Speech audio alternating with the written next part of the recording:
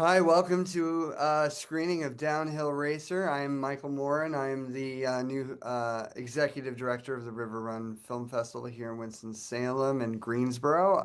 I'm here today with a lifelong family friend of mine, Jay Jalbert, who miraculously, by coincidence, was I guess listed on IMDb. The credit goes technical director on Downhill Racer, but I think there's a lot more to it than that. Can you explain that, Joe J? How did first off, how did you get involved with this film and with Robert Redford in general? Well, I grew up a ski racer in northern Idaho. I was a downhill racer, so therein lies the beginning of the story. I was in school in Seattle, Washington, at the University of Washington at the time, and I was just in the process of graduating. However, back then I was primo A1 for the Army, and I actually was in a reserve unit waiting to go to boot camp and then on to active duty with a couple tours in Vietnam. A friend of mine I grew up with in northern Idaho was with a company called Head Skis, and they were today still a major manufacturer of sporting, apparel goods, hard goods, etc. This gentleman, Jim Barrier, hometown boy from Mullen, I'd sent him my resume looking for work, but I knew I had an Army tour coming up. Evidently, Paramount, Wildwood, Redford's team had contacted Head and Jim Barrier, who was the CEO president at the time.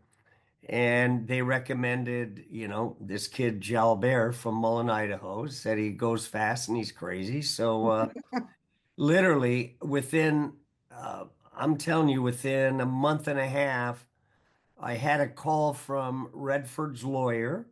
He introduced himself. Within less than a week, I flew to LA, went up to Mulholland Drive to Michael Ritchie's home, the director, had a meeting with Bob and Michael Ritchie. I would say maybe an hour max. And I had the only suit that I owned, by the way. I put a suit and a tie on. Um, And we had a great meeting. Obviously, we talked about ski racing, and you're right, Michael. I mean, their objective was to find out or to have an individual that had a downhill ski racing background. Obviously, that was moi. And so that was a lot of the focus.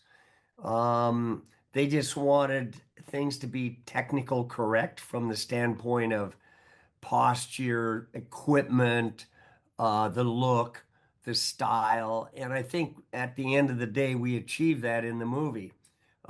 So I fly back to New York. I get a call, I don't know, a few days later, and they knew I had a Army commitment, but don't ask me how they did it. Somehow, Redford's lawyer, um, Michael Frankfurt, was able to somehow contact my Army Reserve unit in Seattle and got me relocated to a reserve unit in Munich, Germany. So that's kind of off track, but literally early mid-December, I'm on a plane to Wengen, Switzerland. And I am, starting to film work with Downhill Racer. Unbeknownst to me, they cast me in a role. So even before I left, I had my SAG card. I played Tommy Herb, which is, I think it's Herb.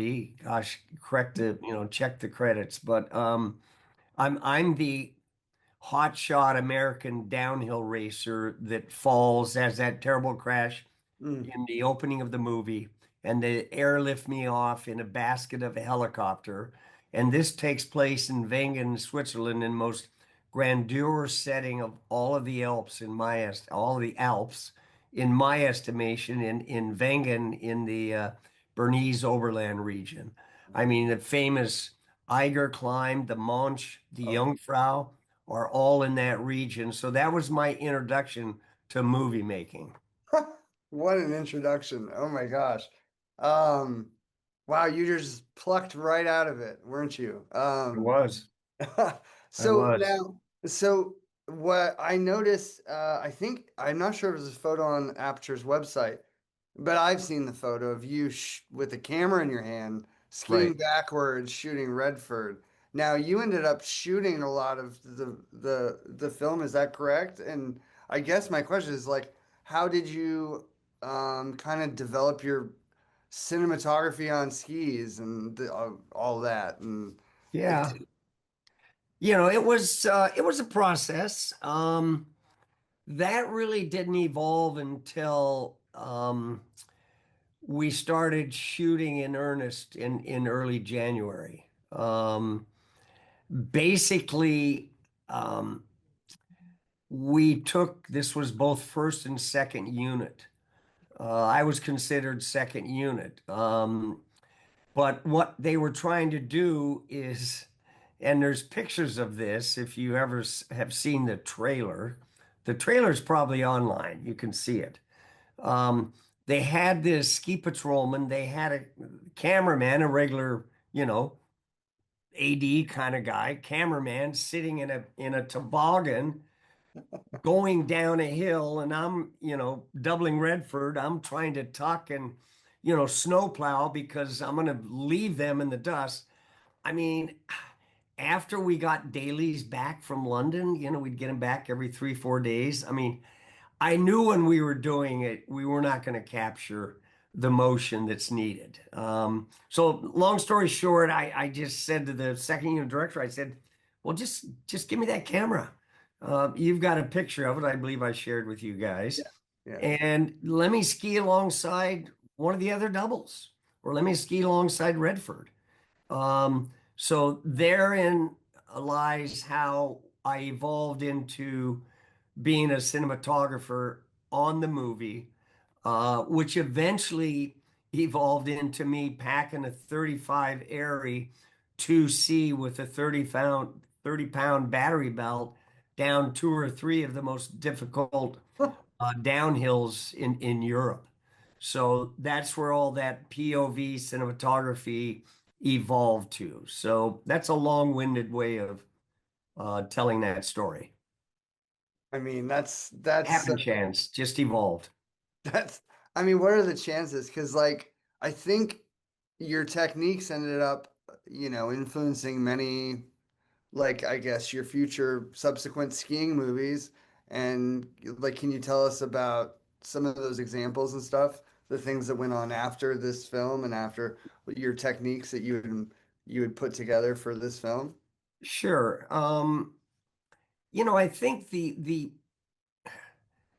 I'd have to be fair to the film creative making community. I mean, POV certainly wasn't, you know, uh, something I or we invented, and Right.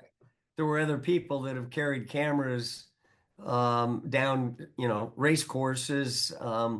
But I think in my filmmaking career, which evolved, and I've been in the business now for 56 years, I just started trying different techniques, different angles. I literally had a mount built that would attach to a ski. And I dug up these old World War II Gazap cameras. I should have brought one here. I could have shown it to you. Um, and would attach it to the ski. I would attach it shooting forward. I would turn around and shoot back. And then what I believe I did develop is I figured out how to track a real ski racer at reasonably real speed. I would say between 40 and 50 miles an hour. Don't forget on these downhills, you're going to go upwards of 80 miles an hour. So what I would do is I would get next to a real downhill skier.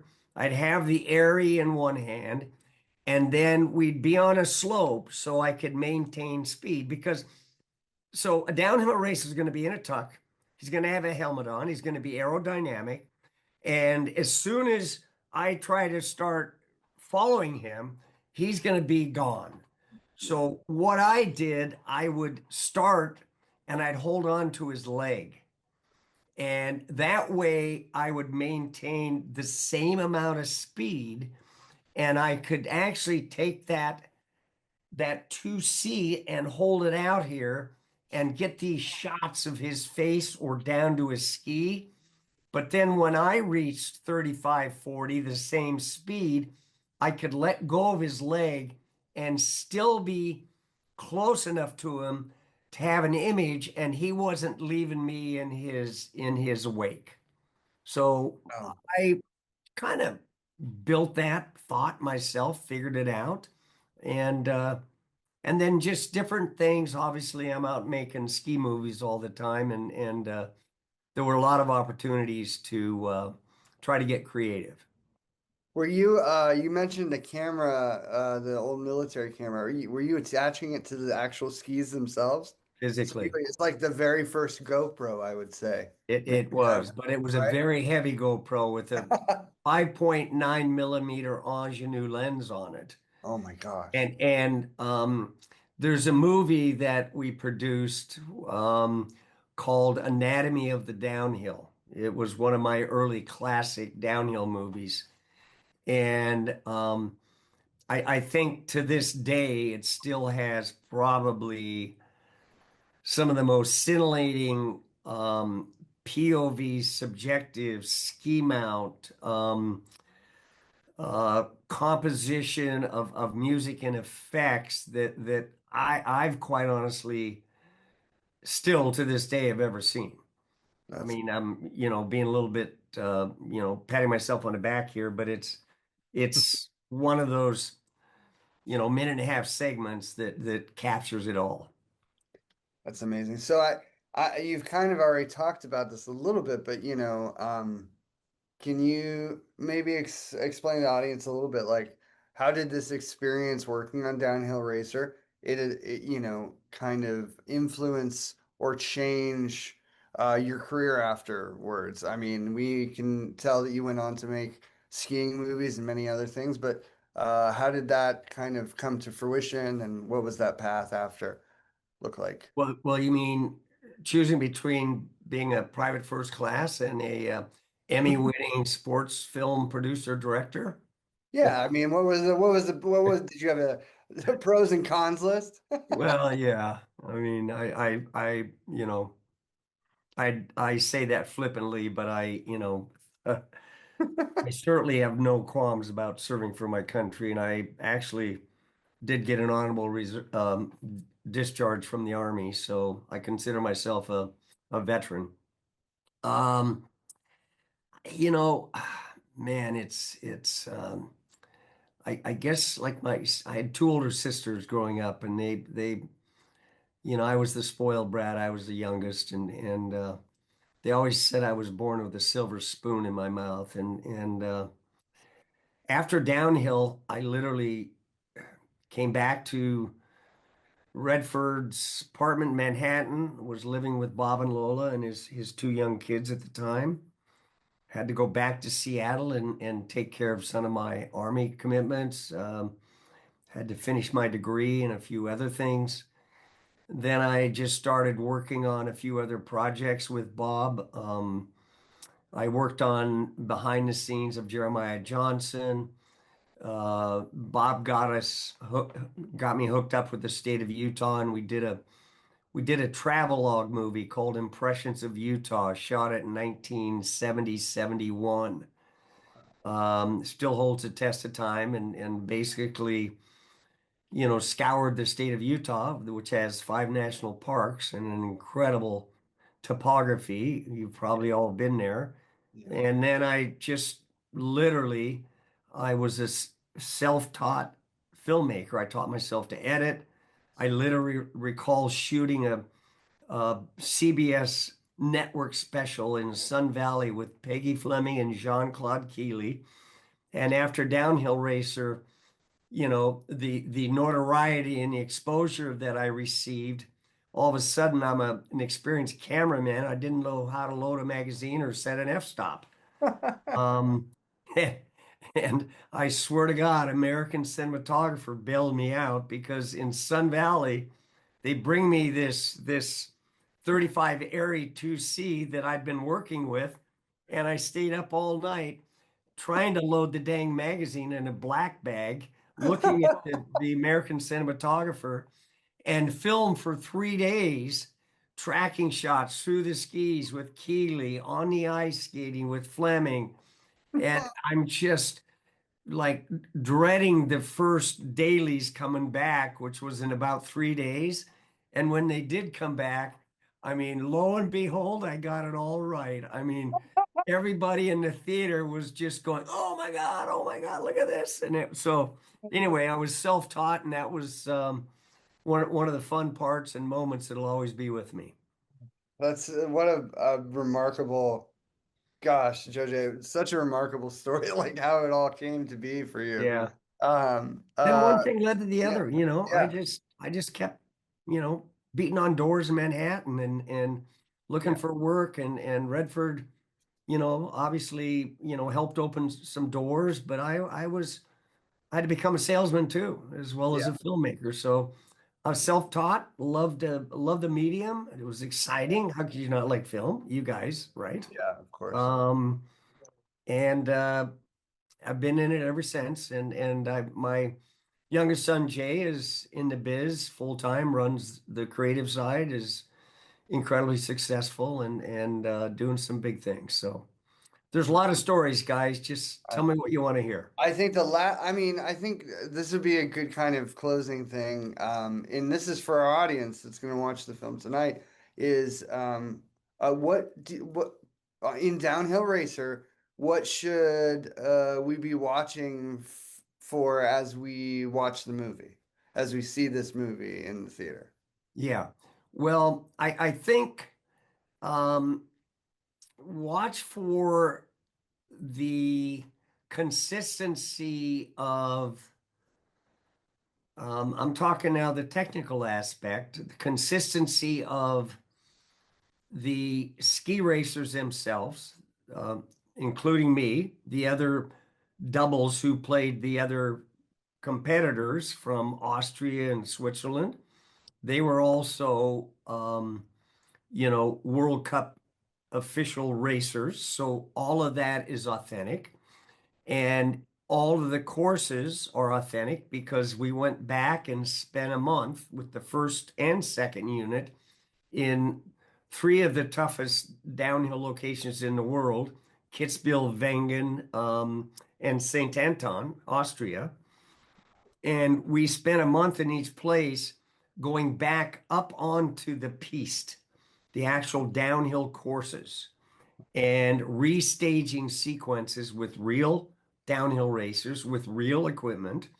And so the totality of it's not unlike the Grand Prix stuff, right, guys? But we got it right back then in 1969 with downhill racers. So that's one thing I think to pay attention to. I'm sure some of the audience will be skiers themselves and will have seen, Olympics are coming up. You're going to see it. So this was the precursor to, I think, you know, the best downhill Alpine World Cup ski racing movie that's been made to date. The other thing I would leave with is um, when you see the camera POVs of those downhill courses, just think that it was me holding that Airy 2C and about a 25-pound battery, probably weighed 40, 42 pounds in all, going 50, 60, maybe at times 70 miles an hour down these actual downhill courses. So I'm the little guy that did that.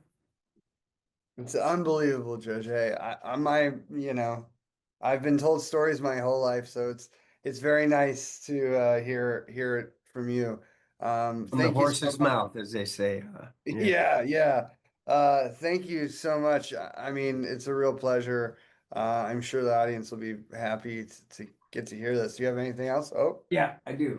oh, exciting. Always All right. extra So stuff. so so this is it, guys. Look at that. Yeah, Oh, that's wow. that's my helmet. I've kept it all these years. Wow. And if you look back here, Oh, if yeah. you look back here, that's the Eiger in Wengen right there. And this is me actually doubling, forerunning the race, doubling Redford on the Eiger in Wengen, Switzerland. And this Huh. is the helmet Wow. right there. It's a little chipped, guys. Sorry about that. You can see Oh, it's kind of a little dinged up, but here it is. that's so cool. Um, so I'll do this in deference to my dear friend, Robert. You're missed, and may you rest in peace. And I thank you for helping me get a start in the film career. Oh, Signing off, Joe J. thanks, JoJo.